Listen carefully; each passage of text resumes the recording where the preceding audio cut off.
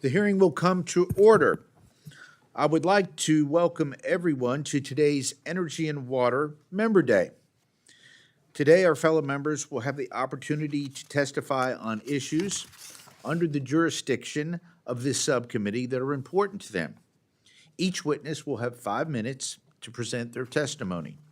Members of the subcommittee will then have the opportunity to ask questions if they desire to do so. I know everyone is busy and has busy schedules today, so I will forego any extended remarks. I look forward to learning more from our colleagues on their priorities for the fiscal 27 Energy and Water Bill. Now I would like to recognize my friend and colleague, Ms. Kaptur, the ranking member, for any opening remarks she may like to make. Thank you, Chair Fleischman. It's always good to be at this point, and welcome all of our colleagues who are joining us today. We appreciate your time and the serious attention you pay to your district, and I look forward to hearing your testimony about your priorities, including federal programs of importance to you and to the people that you represent. Thank you very much, Mr. Chairman, and let's proceed. Thank you, Ms. Kaptur. We will now turn to our witnesses. First up, I'd like to welcome Congressman Jefferson Van Drew from the state of New Jersey. Mr. Van Drew, you're recognized, sir, for 5 minutes. I always like to kid around and say when I'm called Jefferson, it always reminds me when I was a kid and I was in trouble. If I did something, it was always Jeff with my parents and family. If I did something bad, it was Jefferson, right? So thank you so much. Good morning, Chairman Fleischman and Ranking Member Kaptur. It is a pleasure to once again testify before the House Appropriations Subcommittee on Energy and Water. I thank all of you on the committee for your hard work. My district of Southern New Jersey is one of the most coastal in the entire country. I work to take care of my coastal communities from the Bay Shore to the barrier islands of New Jersey Shore. That's why I always request that this committee provide strong levels of funding for the U.S. Army Corps of Engineers. We expect the Army Corps to release its work plan and budget very, very shortly, and I ask the committee to fully fund all the New Jersey operations and maintenance projects, including the President's budget, to keep our waterways clear. I also ask that the committee provide strong funding levels for beach replenishment. I have 2 community project funding items I'm submitting for beach replenishment, which is a lifeline for the New Jersey shore.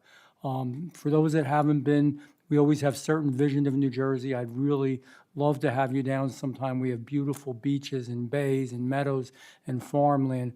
Our beaches are a lot to take care of and to maintain in Southern New Jersey, and we're in the top 3. It's Florida, North Carolina, and New Jersey for being coastal and having these beach maintenance programs. The first of them is Brigantine Inlet to Great Egg Harbor Inlet for $35 million in construction. The project has 2 components. The first component will construct a protective beach on Absecon Island, including Atlantic City, Ventnor, Longport, and Margate. This is a regular nourishment, and historic trends and input from the Army Corps suggest that it will cost $30 million for FY27. When I say a regular nourishment, these beaches are nourished on a cycle every so many years, depending on which particular beach it is. The second component is $5 million to continue advancing the design of new jetties in Atlantic City to better protect the beaches and mitigate erosion. This isn't in my remarks, but I wanted to mention that too. We're also looking at new and better ways for beach replenishment and for structure. Folks that, for example, in Idaho might say, why are we always throwing sand on the beaches and eventually it gets washed away? Not all of it does, number one. Secondly, though, sometimes it does, and we want to look at better ways to spend money to help mitigate that process of placing sand and then losing the sand. And it's one of the things that we're doing here in the Atlantic City, Ventnor, Longport, and Margate area. And the second component, anyhow, is a $5 million to continue advancing the design of new jetties in Atlantic City to better protect the beaches and mitigate erosion. The design process received $1.5 million in the FY25 work plan already, and the requested funding will allow this process to move forward to final design. So we've already invested in that. The second beach is Barnegat Inlet to Little Egg Inlet for $35 million in construction. The project in Long Beach Island, which is the northern part of my district, an area called Ocean County, is one of the largest in the state of New Jersey. It protects over $30 billion in property. It's not just about beaches and, let me be very blunt, rich people going to the beach. This is also, all these dunes, all these beaches protect structure inside, so it's actually public safety as well, so that streets and roads aren't washed away. My hope is that it will be included in the FY26 work plan, but I have submitted it as an FY27 earmark, just as an insurance policy. NJDEP is a non-federal sponsor. All these things I'm talking about have non-federal sponsors. New Jersey DEP, that's the New Jersey Department of Environmental Protection, and they're doing a piece of this as well. My final community project funding request is investigation funding, again, trying to look at new and better ways for the island of Brigantine seawall. Funds will advance a Section 103 study to extend the seawall on northern Brigantine Island. The current seawall is no longer sufficient to protect the property and the ecosystems on the north end of this beautiful community. The Army Corps issued a federal interest determination on this project in 2017, and NJDEP, Department of Environmental Protection, has agreed to sponsor this non-federal study. So I just want to point out, with all these things that I mentioned to you, and that's the basic part of my testimony, there are non-federal sponsors. So we have the state willing to invest in the other piece of this. And with that, I'm done. Congressman Vandrew, I want to thank you for a very thoughtful testimony and appreciate your being before the subcommittee today. I have no questions. Does the ranking member have any questions? I have no questions, but I think I would just say for the record, if the Army Corps is listening, I hope they'll give those of us who aren't from the East Coast a better understanding of the interaction among beaches along that eastern perimeter, because it's very complicated, whether it's New Jersey or whether it's North Carolina. So we appreciate your testimony very much this morning.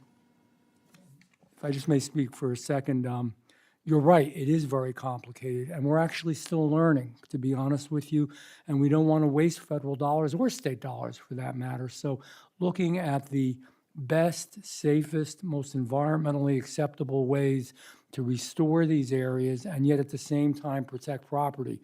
There is this notion, and we've, in Congress for years, we've seen it, and where, are we spending money, obviously, in the best, most efficient, most acceptable way to everyone possible? And I point out here, this is not just about protecting beaches for people to go bathing, which is an important part, but it's about protecting the billions of dollars of infrastructure that are just a couple miles inland. So if you have good dune systems, if you have good plantings, if you have good seawalls where appropriate, the tricky part, Marcy, I'm sorry, ranking member, the tricky part about seawalls and permanent structure is you have to know how to do them and where to do them. If you do it the wrong way, you can actually cause more erosion or more problems. I'm happy to say that the Army Corps has, over the last number of years, started to really study new and better ways to go about that to maximize every dollar. Thank you, Mr. Vandrew. I just wanted to say for the record, hopefully the Corps is listening, what I've seen is each of us has a separate congressional district, and so they tend to come and see us about our congressional district. But in your particular area, in other places, certainly the West Coast, the South Coast, Louisiana, et cetera, the Mississippi River Corridor, you have to look at all the districts together because there's an interaction that occurs that they don't always explain, and I think it would be very helpful to us as members to see that larger set of challenges across our various coasts. So thank you very much for allowing me to comment. No other questions? Mr. Vandrew, I want to thank you for your testimony and hope you have a wonderful day, sir. Chairman, thank you for your leadership. If the rest of Congress was this easy, boy, we'd be in good shape. Thank you. I now welcome Congressman Jim Costa from the state of California. Mr. Costa, you are recognized, sir, for 5 minutes. Thank you very much, Mr. Chairman, Ranking Member. It's been a regular annual occurrence to be before the subcommittee, and I appreciate it because of the good work all of you do. The areas that I want to speak about are really dealing with Western water, and they're kind of centric to California, but they apply really to the Colorado River and other applications of the Bureau of Land Management, but the Bureau of Reclamation, excuse me, manages these various projects, federal projects, and I want the subcommittee to look at the shared goals in deploying better reservoir management and advancing Western water storage projects. It also involves. Thank you. Shall I start over? I should know better. But the fact is the operations of a lot of the aging infrastructure obviously needs to be attended to. And the president issued in the last month appropriations to do just that on commitments. First, the Water Operations Technical Support Program gives us better ability to predict atmospheric rivers several days before they come into place. These tools give us better operational efforts to make the projects work and utilize all of the precipitation that's caused by these atmospheric rivers. We see them coming in changes that we had not anticipated previously. The Wind Act storage is dealing with areas with the rapid melt of the snowpack. We've had two good storms in the West and in California this year in December and then late February. And it looks like we're going to be below average, and therefore the ability to determine what the water content is in the Sierra so we can better manage the reservoirs that capture that water are critical to deal with drought conditions. These investments have proven to pay off in the past. I urge the committee to provide $201 million for the Water Infrastructure Investments Act, otherwise known as WIN, for fiscal year 27. There's also report language that complements what the president has done. As we know, water is the lifeblood to the West and to agriculture, where water flows, food grows, and we've been seriously impaired by the age of land subsidence, where these canals that moved water along have subsided anywhere from 10 to 15 to 20 feet, rendering in one area of the Frank Kern Canal 22% of its original capacity to move water. We're fixing that, and the president's provided some additional funding for that, but this would complement that effort. So $60 million to repair the reclamation canals in fiscal year 27. Another innovative program that we've used, and I think we need to expand on it, all of these, by the way, have bipartisan support among the Valley delegation, is the Snow Airborne Observation Program. This provides an ability to really by aerial capability survey the water content in the various watersheds, and it gives us a better idea on how to operate the projects.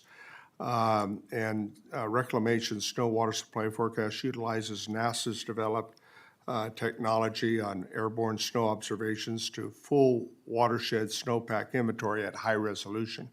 It's been a great tool, and we want to urge the committee to fund efforts $5 million toward this critically important program.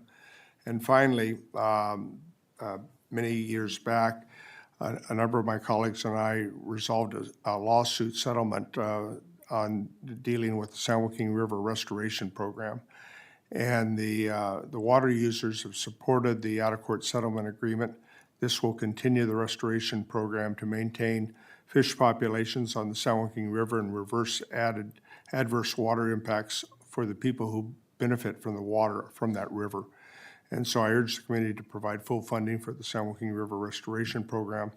And it is, again, supported on a bipartisan basis to continue to meet the commitments that we created on the out-of-court settlement agreement. So those are my areas, and obviously the subcommittee has been very helpful with our efforts in California, and we appreciate it.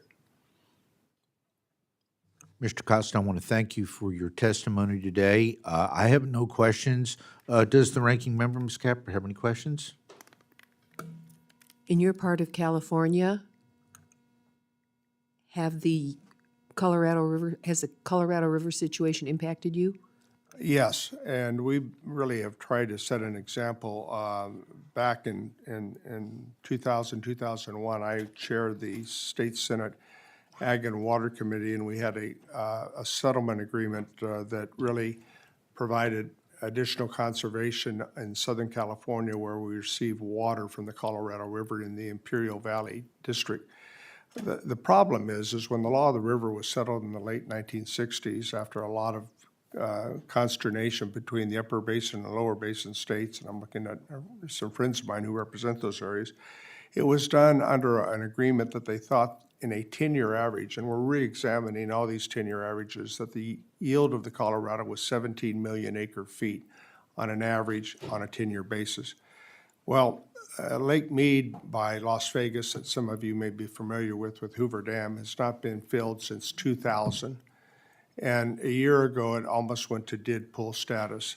What we've really determined in the last 2 decades is that the average yield on a 10-year basis for the Colorado River is not 17 million acre feet, but it's more between 10 and 12 million acre feet.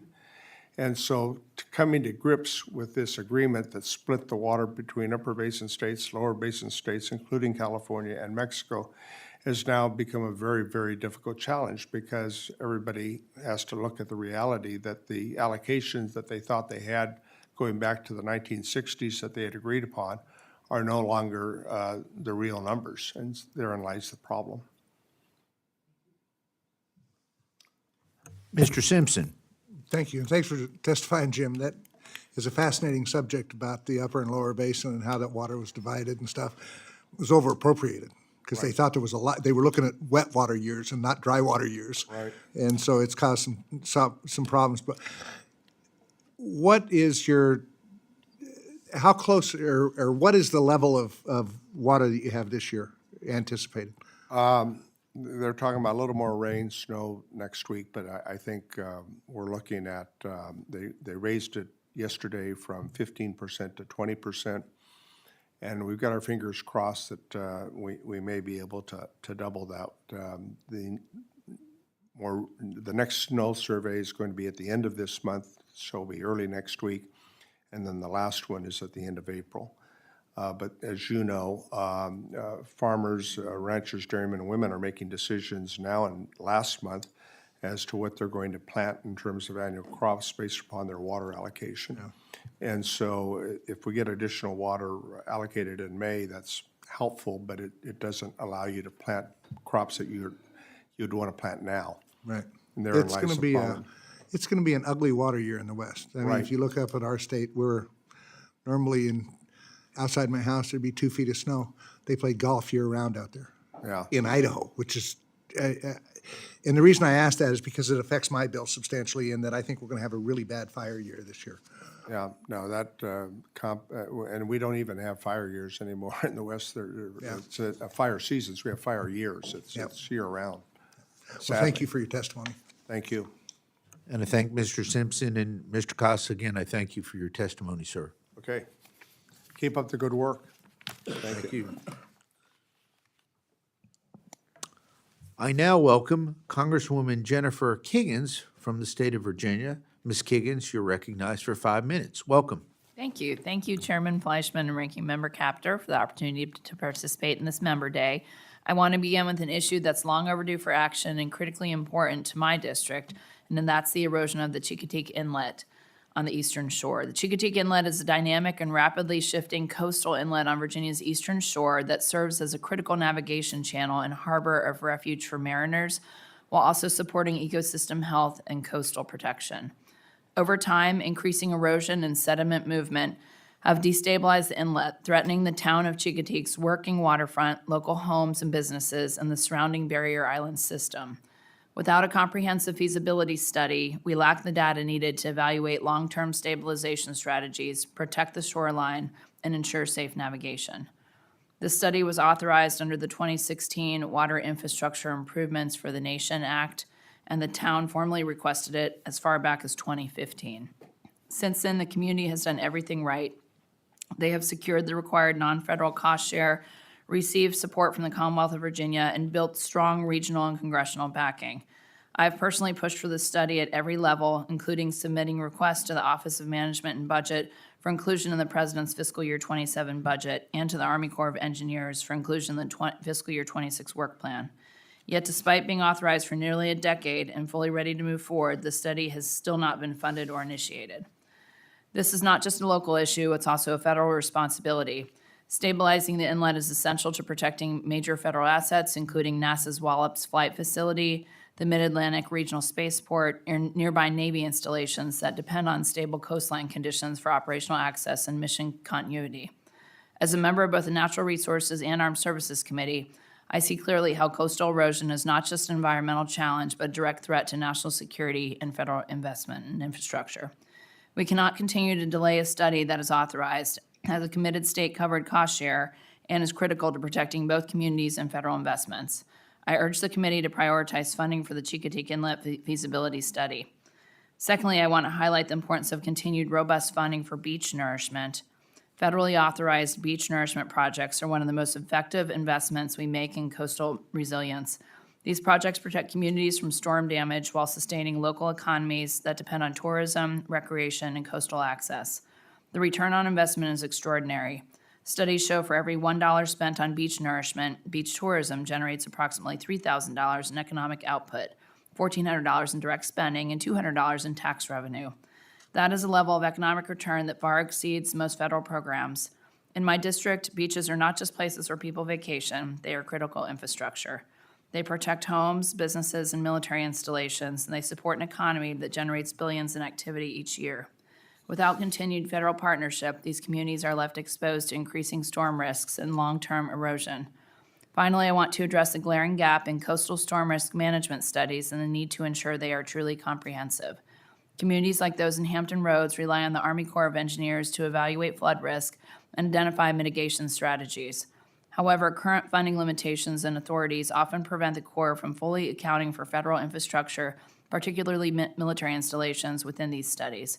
In a region that is home to Naval Station Norfolk and some of the most critical defense assets in the country, this creates a serious gap. Our local and federal infrastructure are interconnected, and planning for one without the other undermines the effectiveness of both. In addition, I believe we should explore whether the Department of Defense should have the ability to partner more directly with the Army Corps of Engineers to ensure military installations are fully incorporated into coastal storm risk management studies. In many cases, our most critical national security assets sit alongside vulnerable coastal communities, yet current funding structures do not always allow those federal assets to be fully analyzed within core studies. Providing a mechanism such as a dedicated fund or transfer authority for DoD or DoW to support these studies would ensure we are protecting military readiness, strengthening coastal resilience, and making smarter, more coordinated federal investment. Congress should ensure the Corps has the resources and authority to conduct fully comprehensive region-wide studies that include all at-risk areas, federal and non-federal alike. Doing so will strengthen national security, improve flood protection outcomes, and ensure we're making the most effective use of taxpayer dollars. Thank you again for the opportunity to highlight these priorities. I look forward to working with the committee to ensure our coastal communities and critical federal assets are protected for the long term. Thank you. Want to thank you, Congresswoman Kiggans, for that testimony. I have no questions. I would like to yield to the ranking member and see if she has any questions. I thank the gentlelady for testifying this morning. Thank you so very much for championing Virginia. Thank you. It's a privilege. Thank you, Mr. Simpson. Good. Thank you very much Okay. for your testimony. Thank you. Thank you for having me. Appreciate it. I now welcome Congressman Randy Weber from the state of Texas. Mr. Weber, you are recognized for 5 minutes, sir. Thank you, sir. And before Representative Kiggans leaves, I want to say that Captain Kiggans almost shared the same birthday. It's June 17th and June 18th, if I've got that right. That's pretty good. Okay, I just look too old to pay attention. So, but thank you all. I appreciate that. And by the way, I didn't leave you out, Mr. Simpson, September the 8th. And I think you're, well, well, I kind of, I guess envision myself as the birthday geek, I guess, for lack of better. And he's got an October birthday, the chairman does. My sister was born October the 14th. He's born October the 12th. I was off one day. Man, I am getting too old to do this. So, listen, thank you all for letting me testify today. Actually, I proudly represent Texas' 14th Congressional District, which is located along the upper Gulf Coast of Texas. Some of y'all probably know a bit about it. And folks, America is at an inflection point where energy independence as well as economic resilience remain defining principles of this, our God-given sovereign nation. Without a strong and reliable energy framework, national priorities such as economic growth, military readiness, which I'm going to talk a bit more about that in a minute, and the uninterrupted delivery of essential goods and services, and we're talking about not just in our country, but around the world, that uninterrupted delivery is worldwide and essential for what we do. America's position on the global stage is directly tied to our ability to produce, to refine, and deliver energy at scale, and to do more so efficiently than any of our competitors or any of our adversaries, to name a few. So we want to do that efficiently and do it quickly, and Texas' 14th Congressional District plays a critical role in that very mission. District 14 is home to some of the largest refining and petrochemical capacity in the United States, including 3 LNG plants in my district, 3 LNG plants, including critical port and waterway infrastructure that move energy products around the world. This system, supported by this infrastructure, is responsible for a substantial portion of the nation's fuel supply, including roughly 27% of America's gasoline, 35% of America's natural gas, and nearly 80% of the military-grade fuel. Let that sink in. 80% of the military-grade fuel. Port of Beaumont, by the way, moves more military personnel and equipment out of the country than any other port in the United States of America. It's extremely important. Maintaining our leadership in the global energy marketplace requires the infrastructure that is capable of supporting that production without constraint. Today, limitations in key navigation channels, along with growing exposure to coastal storm risk, present clear challenges to the reliability and efficiency of these very systems that we're talking about and counting on for the reliability of American energy as well as safety. I come today to highlight 3 key projects essential to realizing the mission of American energy dominance and economic strength: the Galveston Harbor and Channel operations and maintenance dredging projects, one of them, the Coastal Texas Protection and Restoration Project, which the state of Texas has put hundreds of millions of dollars into, and the Sabine-Neches Waterway Channel Improvement Project. The Sabine-Neches Waterway is the second largest waterway in the Gulf of Mexico, second only to the Mississippi River. So it's extremely long. The Galveston Harbor and the Channel boats the busiest entrance channel in the nation. Let that sink in. The Galveston entrance and channel goes up to the Port of Houston. It is the busiest entrance channel in the nation, supporting nearly 10,000 deep draft vessels a year. 10,000, divide that by 12 months. The Coastal Texas Protection and Restoration Project would serve as a safeguard for 30% of the nation's refining capacity, 42% of the nation's specialty chemical feedstock, what a lot of these refineries use, making plastic and everything that we use every single day, and 80%, as I mentioned earlier, of the nation's military-grade fuel. In addition, the Sabine-Neches Waterway alone moves more than 194 million tons of cargo each and every year. It's unbelievable. And those volumes, by the way, are anticipated to go up from 190 to 210 million tons. These projects serve some of the most active and strategically significant energy corridors in the entire United States. And as global demand for American energy continues to rise, these systems are not going to be static. We should not allow them to be static. They need to be improving. They need to be growing. They need to be sending out more product to the whole world, really. They are expanding and increasing further and further under the pressure because we know that this work needs to be done. Addressing these challenges requires targeted investments in the infrastructure that absolutely underpins American dominance in energy. Absolutely, we need to be dominant in energy. For that reason, it is imperative that Congress fund the following projects. Number one, the Galveston Harbor and Channel dredging, and we'll submit that, Mr. Chairman. Number two, the Coastal Texas Protection and Restoration Project. And number three, the Sabine Neches Waterway Channel Improvement Project. For our nation to remain competitive, we must ensure that these systems are modern, that they're resilient, and they're fully capable of meeting not just our demands, but global demands as well, global supply demands. So to the chairman and ranking members, I ask that these projects receive y'all's full and fair consideration as we navigate the fiscal year 2027 appropriation cycle.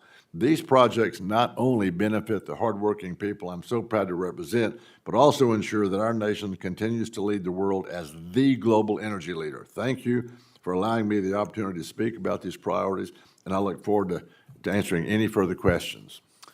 Mr. Weber, I want to thank you for your testimony before the subcommittee. As always, sir, you do an outstanding job. I have no questions. I'd like to yield to the ranking member to see if she has any questions. Mr. Chairman, I don't have questions. I want to thank the gentleman from Texas for excellent testimony and just say that we all see that the public believes we can't get along. Both parties can't get along.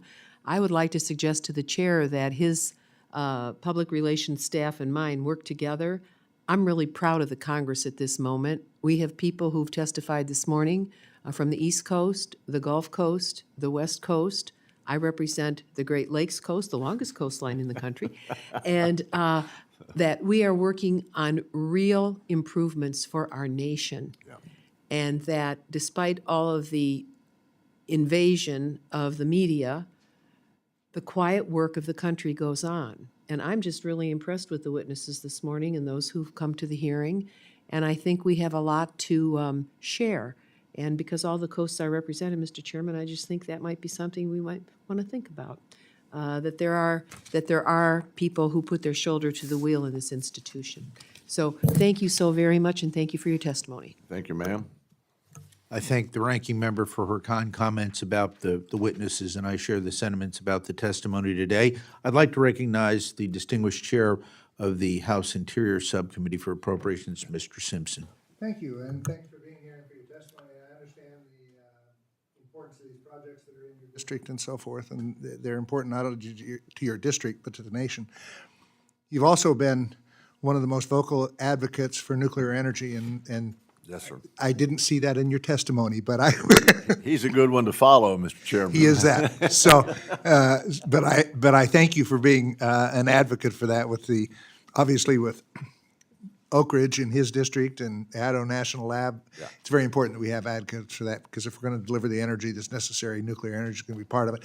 And lastly, I just want to say, knowing my birthday, knowing that you know my birthday, I look forward to my birthday gift coming from Texas chocolates or something like that on September 8th. Thank you very much. Well, thank you for those kind words. And before I leave, I want to say happy birthday to all of y'all coming up.